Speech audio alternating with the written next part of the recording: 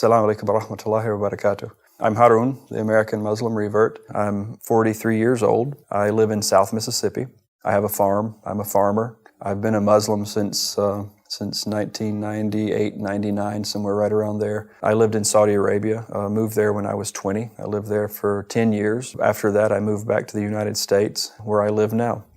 What was the thing that made you question your beliefs? So I was a Southern Baptist Christian. I grew up in a place called the Bible Belt, which there's more churches than there are McDonald's. I studied the Bible. I was a youth minister. I was a missionary. I served in a mission in Guatemala. Time when I exited Christianity, I was a youth minister in a Southern Baptist church. That's how it pretty much led me to here. How did you first hear about Islam? I was in high school and I learned about, they taught us all the different religions, Hinduism, Judaism, Christianity, and Islam. Of course, it was slanted. The people that were teaching it were all Southern Baptists like me, which they were not going to give the whole truth. But thank God that the test that we had, it gave the 5 pillars of Islam. It told us that Muhammad, peace be upon him, was the prophet. Of course, when it was taught to me, it was like, well, this is what they believe. And that was from when Abraham left Ishmael in the desert. Isaac was the one that was to carry the prophethood. That was the way it was explained. But they did give a good picture of Islam. There was nothing mentioned that would damage the religion. It was just saying, well, that's for them and this is for us.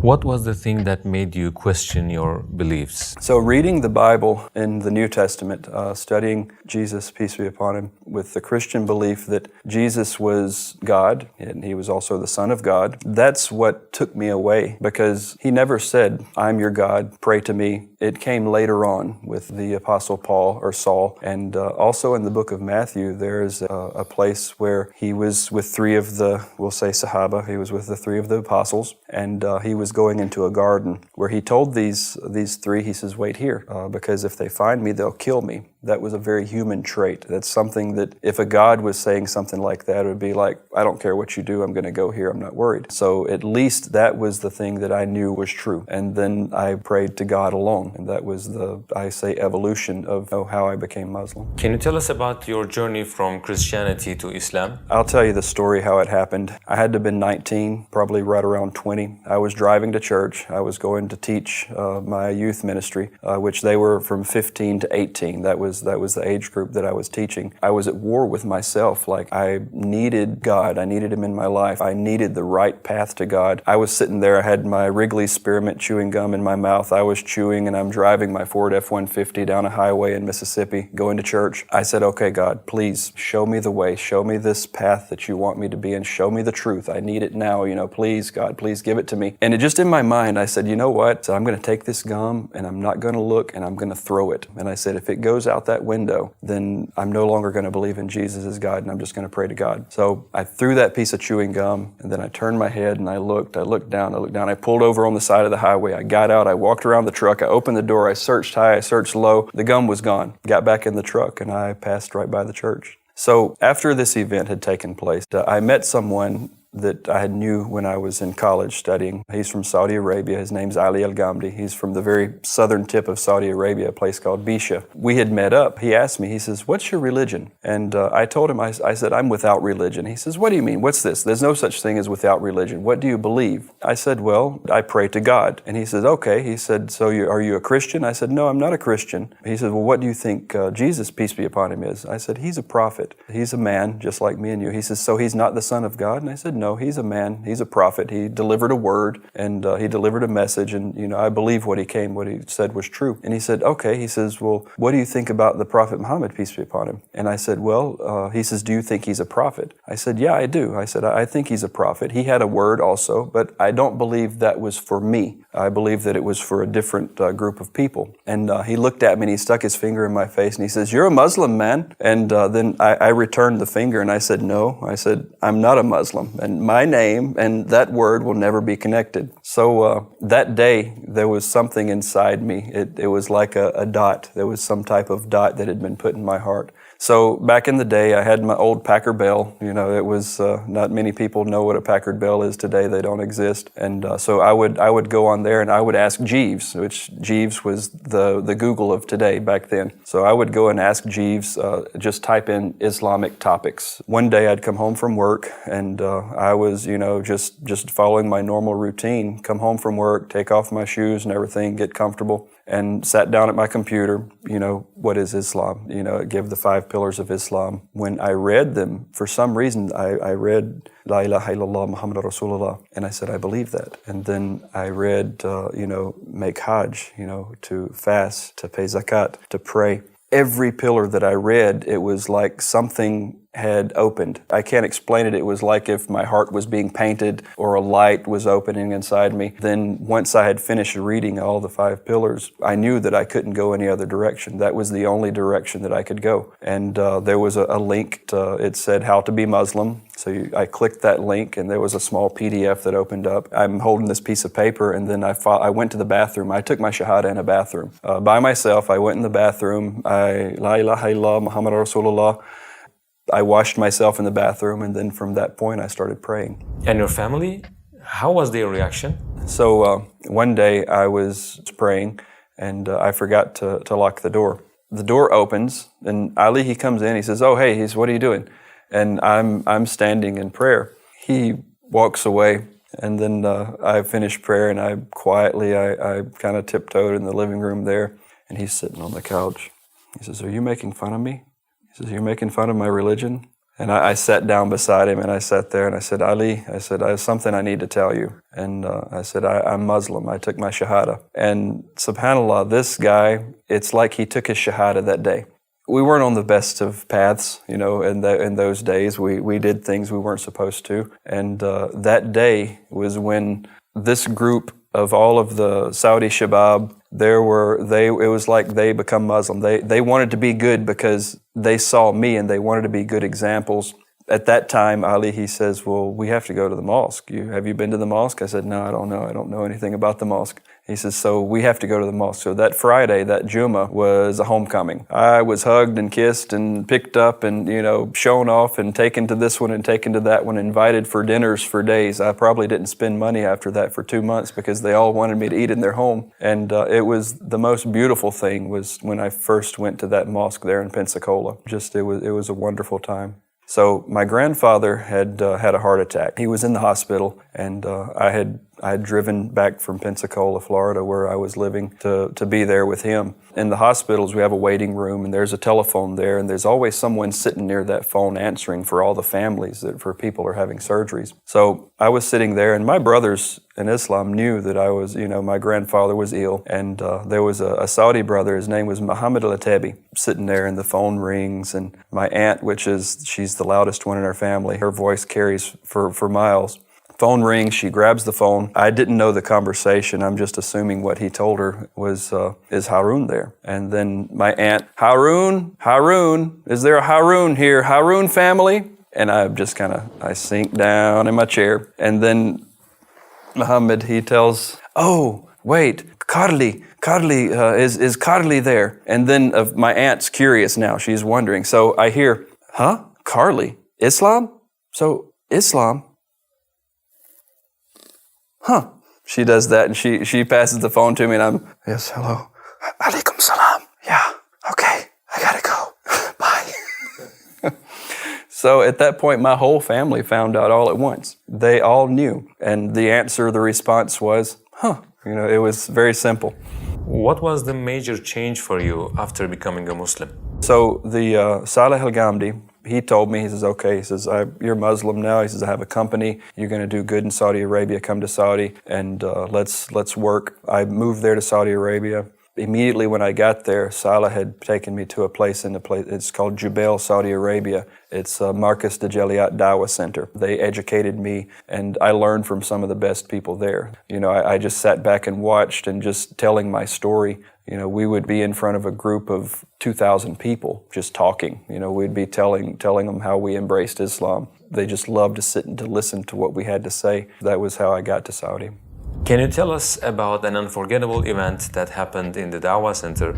It was a prayer time, and I was coming there to the Dawah Center. So you have in front of the masjid, there's a bathroom, and then right after there's a big open area, and then you can go inside the masjid, and then you have upstairs the Dawah Center and all. So I came walking up, and there were 3 people standing there, 3 from India. I could tell they were Hindu from the gold rings that they were wearing, the gold necklaces. So I walked up, and I said, do you need some help? They pointed, they said, oh, this place is for Muslims only.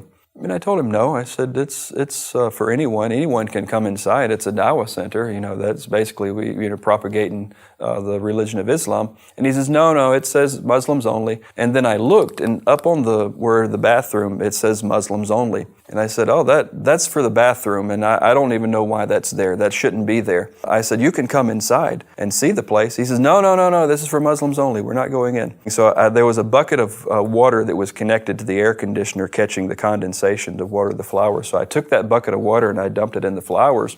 I turned it upside down and I stood on top of it, and I pulled that sign, Muslims only, off of it, and then I set the sign in that bucket and set it back where it was. And they thought like we're going to jail. We're all going to jail. We're done. And I was like, no, wait, don't run. Come back. Come, please.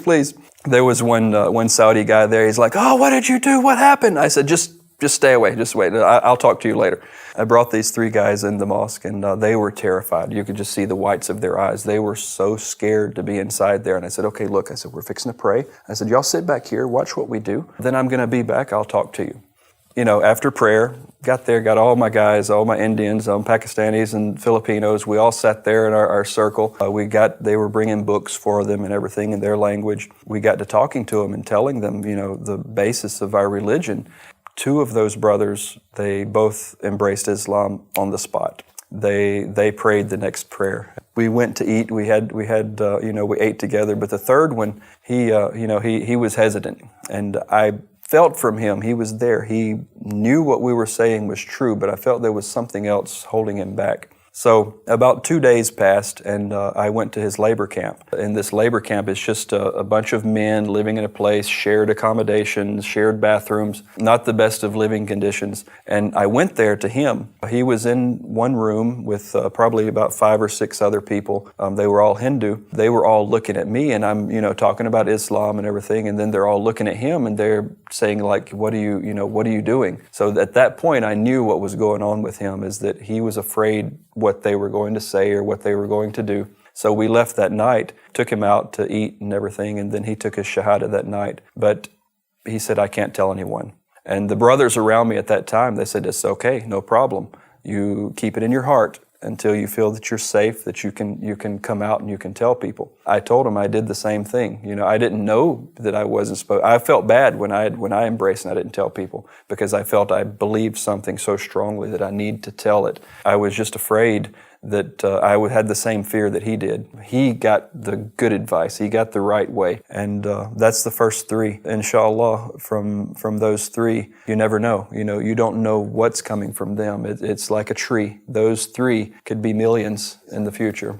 How did 9/11 affect your life, and what kind of difficulties have you experienced as an American Muslim at that time? That was a very difficult time. I was out working. I was doing my job, and I had no idea that what was happening. I received a call on my cell phone. It was one of my brothers. His name's Rashid al-Khatib. He called me. He said, are you okay? And I told him, I said, I don't know why. And at that point, I started getting afraid. He told me, he says, you don't know what happened. I told him, no. I said, I don't know what happened. I said, please tell me quickly. He said, your country's been attacked. Is your family okay?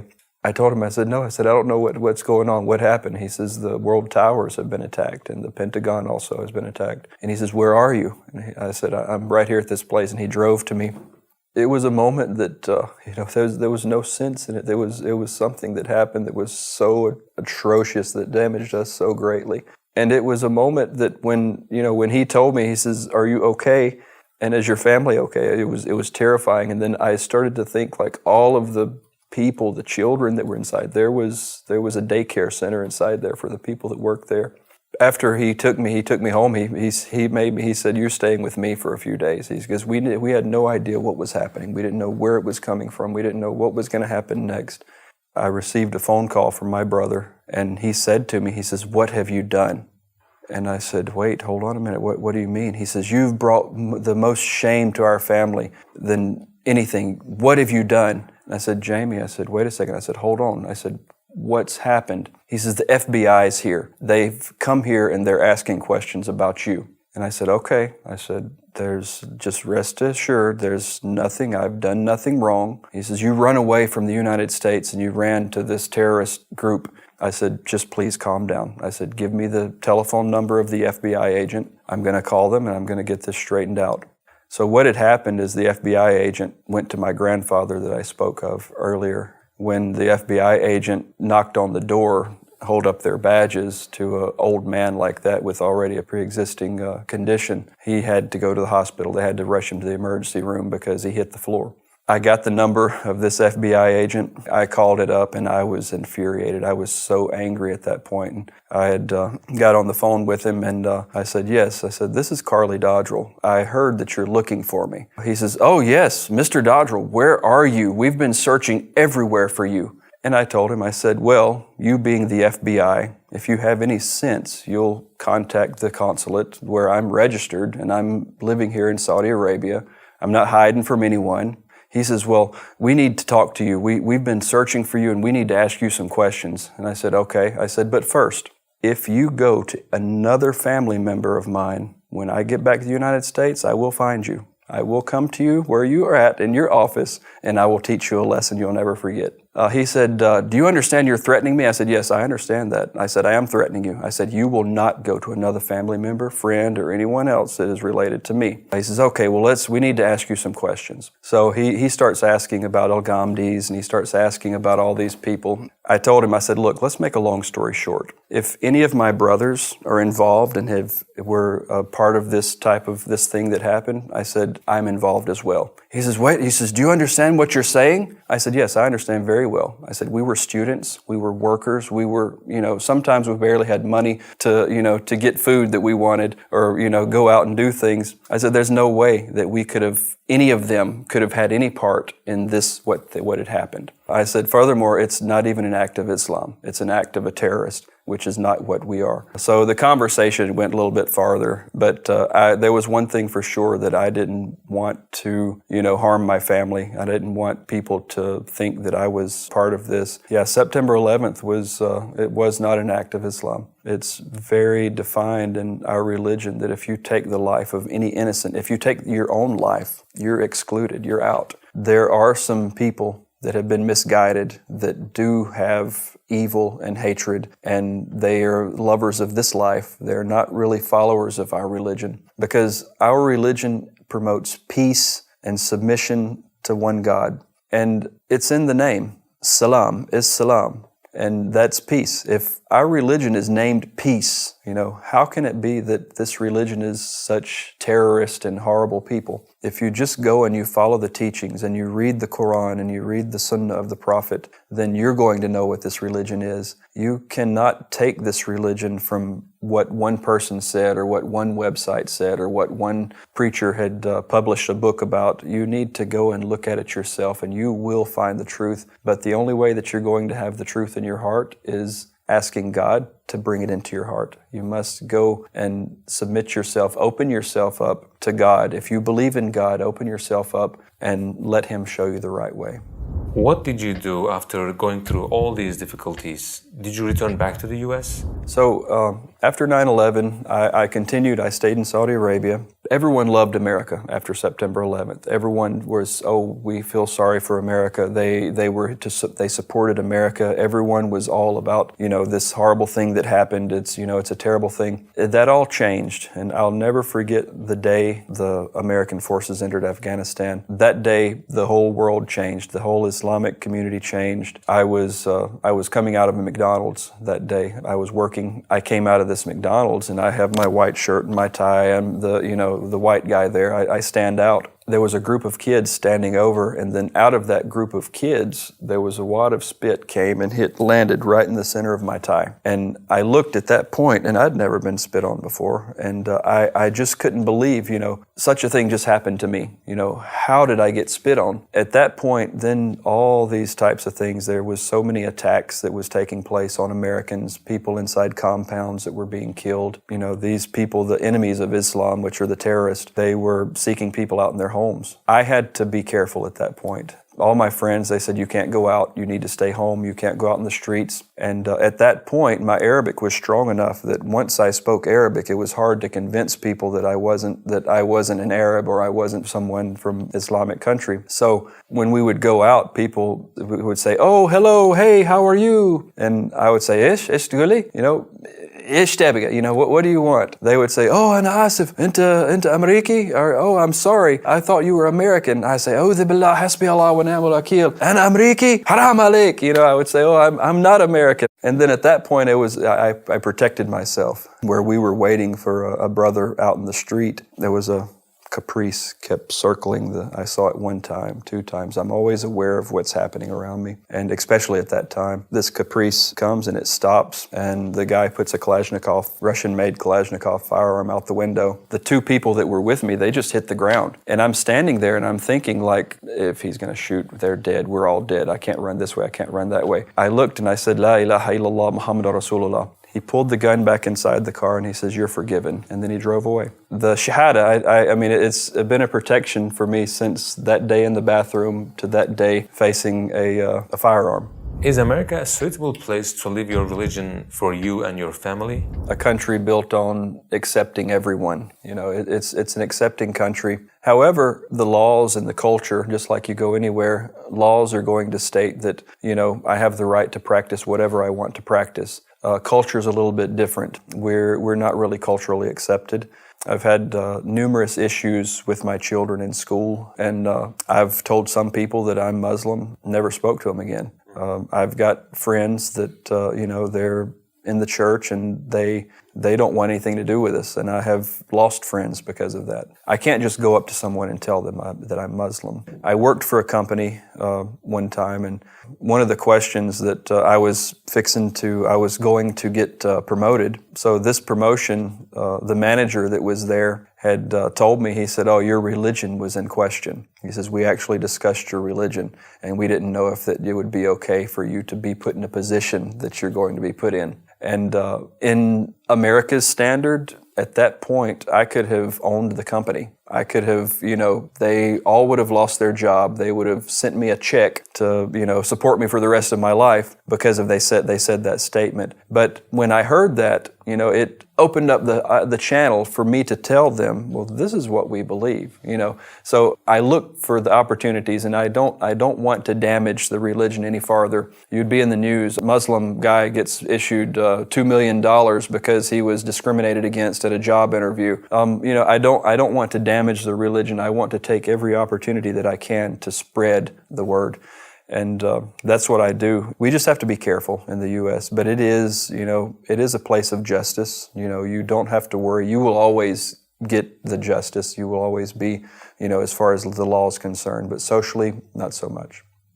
While I was on my way to the Mosques of America tour, I got pulled over, and one of my headlights just went out all of a sudden. And so when I got pulled over, the sheriff's deputy, there were 3 vehicles. I don't know why there were so many. And so I said, I'm a YouTuber. Do you mind if I video? He says, oh, no, go ahead. You can. So I got the camera out, and I said I was having problems with the video. I think my camera was full, so I just went live. I said, okay, I'm just going to do it live. So I went live. I set the phone on the back of my car, and this police officer, he's coming up. He didn't know, they went and checked everything out. I didn't get arrested. I didn't have any criminal background. He told me, well, you need to fix your headlight. And I said, I will. I'll get it fixed. And he says, I'm curious. He says, I just have to know. And then I knew exactly what he was fixing to ask. I said, okay, here's my door. Here's my opportunity. So, all these blue flashing lights in the background, and here I am, the Harun, the American Muslim Revert, fixing to make dawah to a police officer, and 7 or 8 others standing there with firearms and dogs and everything else.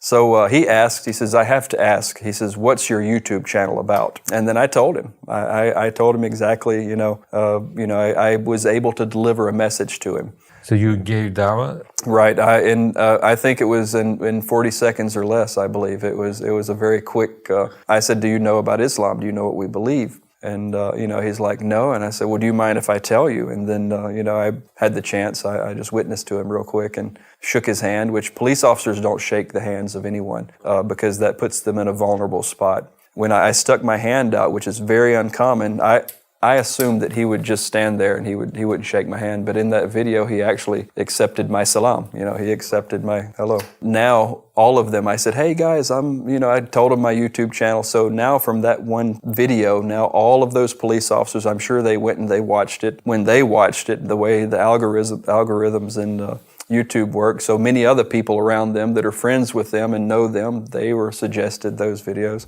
If someone is curious about Islam, how should that person search about this religion? So if you're interested in Islam, the first thing would be, you're going to look online. But for every one good website we have that's true, we have 1,000 that are built to mislead. And even among our own beliefs and our own religion, we have certain people that believe something completely separate from what our Quran and our Prophet teaches us. So I would say that going to the internet and then also finding someone that can help you, that you can ask questions that you trust. And, there are mosques everywhere. If you just go Google mosque near me, you're going to find one. You can, find a mosque and find a good brother to help you out.